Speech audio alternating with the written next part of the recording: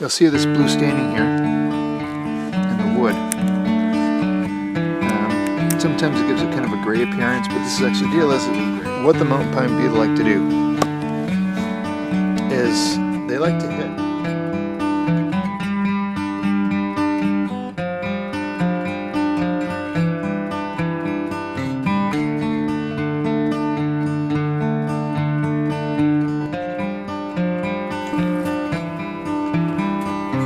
Can you believe that?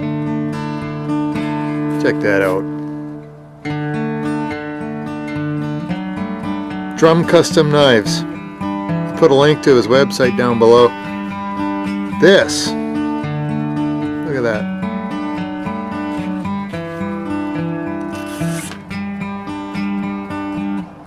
What do I say? I like what I see.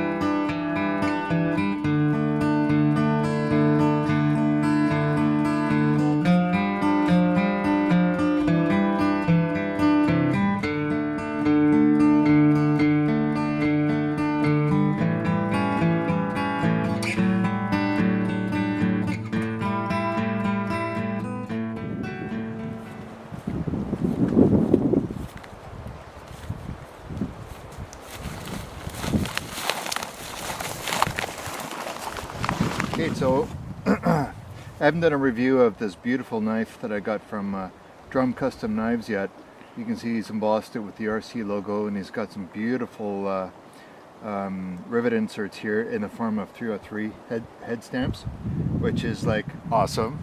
However, we're just going to do a quick dressing of this beautiful little rainbow trout out of this lake that we're hunting on, and just put the knife through its paces.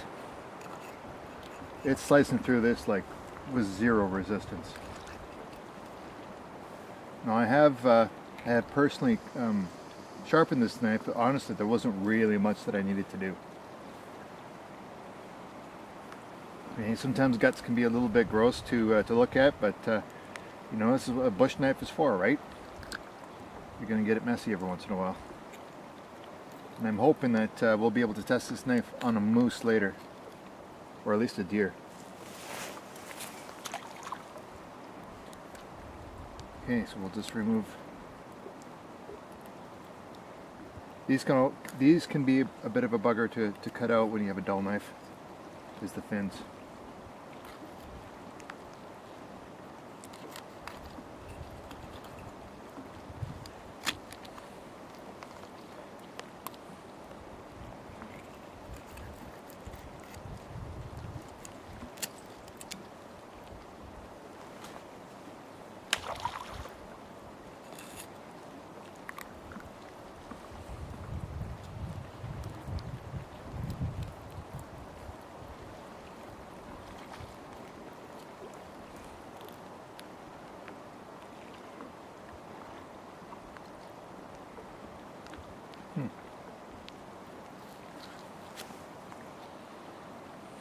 Okay.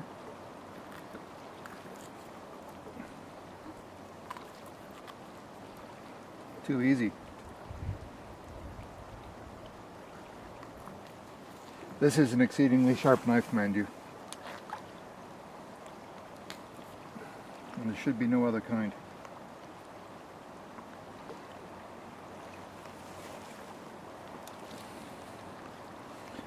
Okay, here will be the real test. Come on.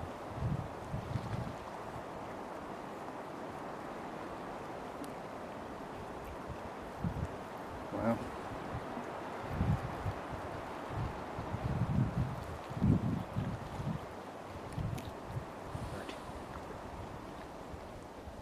So this is the smaller fish now, and you can see, I mean, there's almost no wastage at all. I mean, it's sliding beautifully behind these rib bones.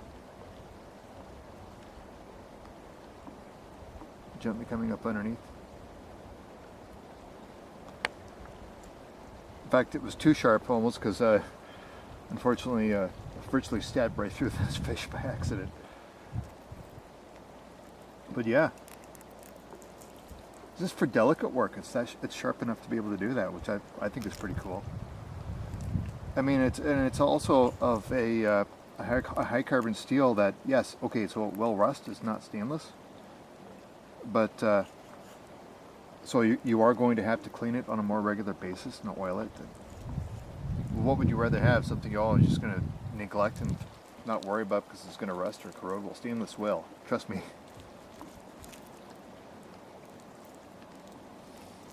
Or are you going to have something that's just not going to make a chore out of something that doesn't need to be a chore? I'm going to have to be careful with this knife washing it off here because I don't want to have to add to the collection of blood piles around here.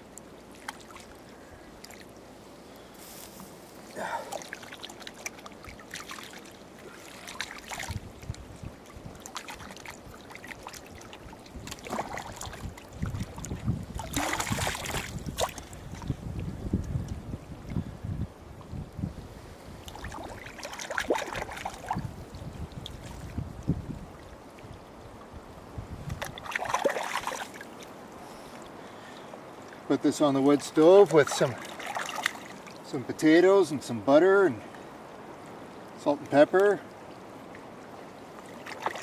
maybe some fried onions, and just let it slow cook.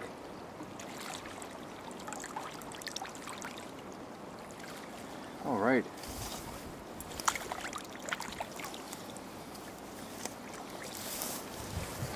This knife came to me from Drum Custom Knives. It's when they say Drum Custom, actually you can see custom because we have the RC logo embossed and burnt into the, I believe these are birch, no, these are, what is that?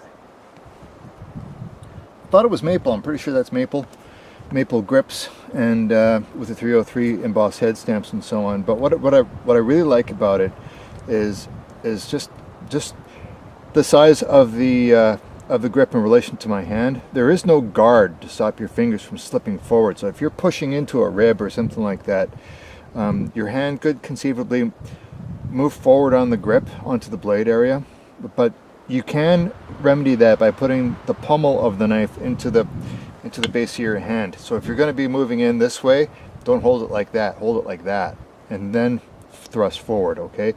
What I really like about that is that you can get right into knee joints and in between ribs and scrape away cartilage and pry open joints and stuff like that, which is like definitely good for a hunter's knife.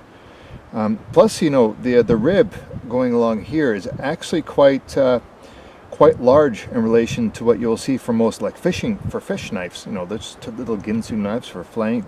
You can see, obviously, I mean, it's sufficient to do this kind of a job here in a couple of rainbow trout. So you know, I'm really happy with this knife. I want to say thanks to Drum Custom Knives for sending this to me. I will say though that I had to remove a little bit of material on the very tip of the blade because it bent over. It was ground to such a fine tip that the tip just basically went bent over. So I just removed that. It's problem solved. There's no problems whatsoever. I haven't done any recontouring of the blade whatsoever. This is exactly the way it came to me from Drum Custom Knives. I have given it ceramic stoning, so the cutting edge is significantly sharp. I mean, it is a very sharp knife, and so you need to be careful with knives, but when they're sharp, but even more so when they're dull. Anyhow, that's just a real fast insight into this knife so far. I'm hoping that on this trip we're going to be able to open up a deer or a moose and show you how long the blade lasts before I need to do a resharpening. I've got just a little you know, it's just one of those, what do you call those sharpeners? You just kind of draw it across. It's not a stone, it's like a V. Anyway, I got one of those sharpeners, and hopefully we'll open up a moose and a deer and we'll show you what we can do with this thing next. All right.